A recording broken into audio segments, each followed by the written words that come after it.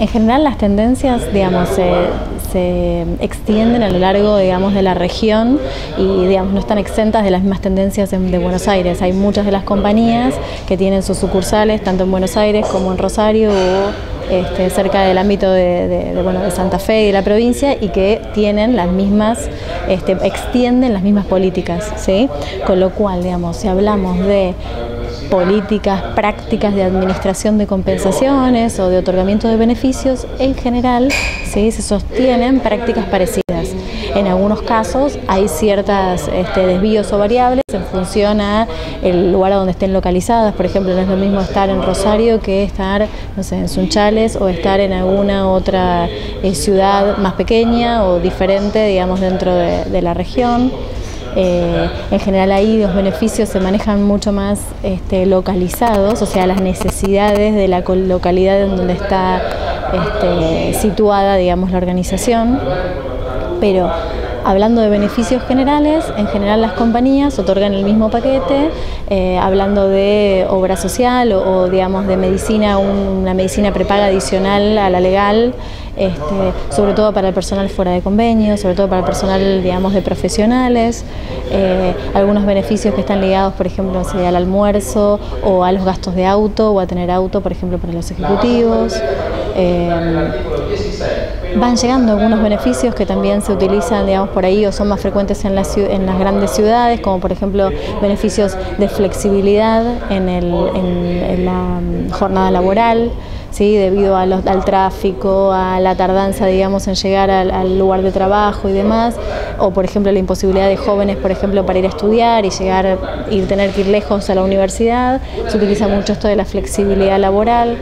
¿Eso es lo que se llama salario emocional? Y está dentro del salario emocional, sí, exactamente. Todo lo que haga que el empleado pueda tener de alguna manera una satisfacción mayor, digamos, en su vida personal, ¿no? Y equilibrar esa vida personal con el trabajo. Básicamente, a ver, te podría decir varias cosas. Una es, digamos, las nuevas generaciones de alguna manera cambian, digamos, sus percepciones con respecto a lo que es trabajar y a lo que es, digamos, realizarse. Eso es lo que va cambiando, y entonces también eso te implica o empuja a las organizaciones a cambiar y a modificar sus prácticas.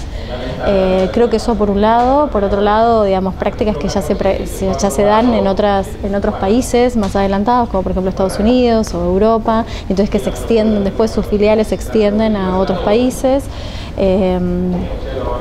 Y creo también que en nuestro caso son beneficios o prácticas que generan un alto impacto en el empleado y tienen un bajo costo. Entonces también es fácil, o no sé si fácil es la palabra, pero es como más atractivo de implementar, ¿sí?, porque no tenés una gran erogación de dinero y tiene un alto impacto en los empleados. ¿Se dan todos los rubros o en algunos en especial? No, a ver, se da en ciertos rubros, es más fácil, por ejemplo en rubros, digamos, donde se esté prestando un servicio, por ejemplo, no sé, IT o de alta tecnología. Entonces son los rubros más famosos si queremos hablar de, qué sé yo, caso Google o alguna compañía, digamos, que tiene todas estas prácticas flexibles, ¿sí?, hacia el trabajo. Y bueno, y hay otros rubros que son más complejos, ¿sí?, qué sé yo, un rubro, por decirte, automotriz o, por ejemplo, petróleo. Entonces son rubros que son un poco más complejos de, qué sé yo, por ahí poner el horario flexible, o dependiendo del tipo de trabajo, ¿no? Se va a dar más fácil o se va a dar un poco más difícil, digamos, más complejo para implementar. ¿Son medidas o tendencias que apuntan más al sector joven, a los jóvenes, o van para toda la franja etaria? En realidad se aplican para todos. Yo creo que, digamos, es parte del pedido, digamos, de los jóvenes. Hoy, por ejemplo, hablábamos con una empresa y nos decía, hay un montón de jóvenes que se van de las organizaciones, rotan de las organizaciones porque la oficina queda lejos de la casa. Y por ahí, no sé, en mi época o en otras más atrás, no era un issue, pero está bien, tampoco había el tráfico que hay hoy, ni tampoco la imposibilidad de viajar en los transportes públicos. Entonces todo va cambiando, ¿sí?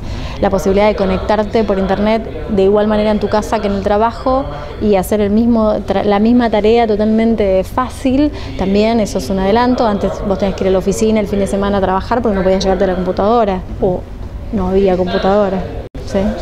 Desde el PwC notan que a las organizaciones les cuesta más conseguir a las personas idóneas, dar con las personas idóneas para las vacantes, ¿o no?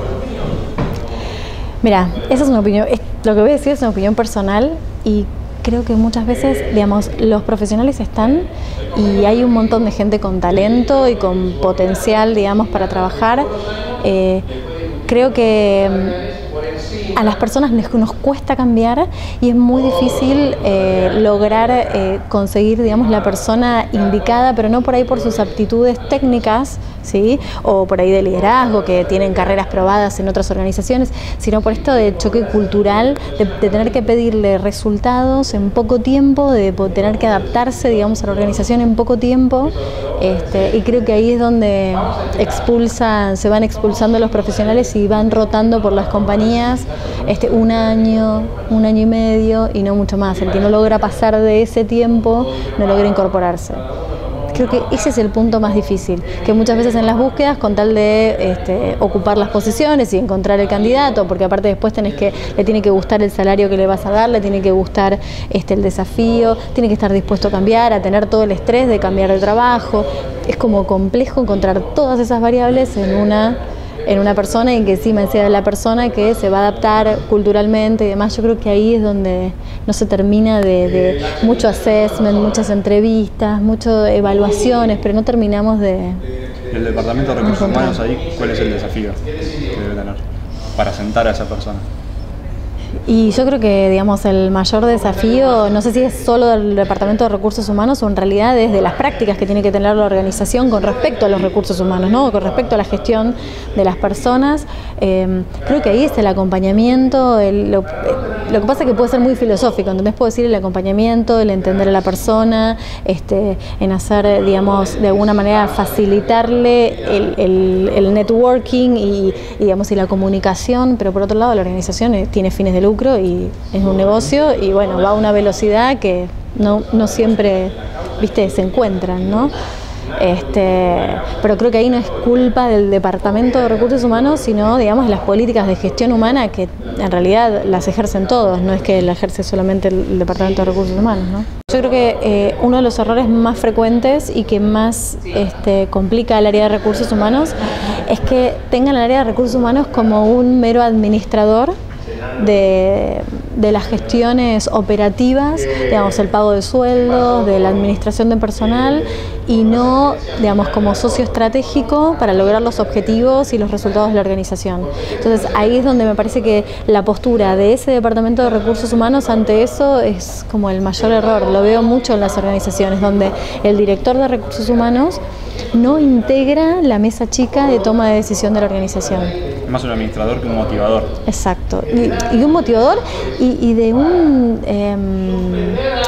responsable, de un sponsor de la organización y de ese negocio, de saber el negocio, de saber cómo venderlo. No te digo que seas un experto en ventas, ni en marketing, ni mucho menos, pero digo, estar involucrado en cuál es el factor, digamos, de las personas y cómo afecta en esa cadena de valor.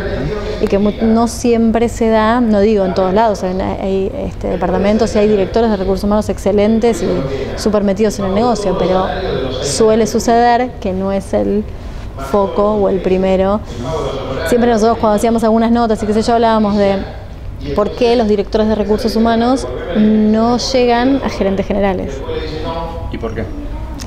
Y porque creo que, digamos, llegan a gerentes generales los directores que están formados en el core del negocio, digamos, en las áreas core del negocio. Puede ser administración y finanzas, puede ser el área comercial, puede ser el área de producción, pero no de las áreas staff, un director de IT o un director de recursos humanos.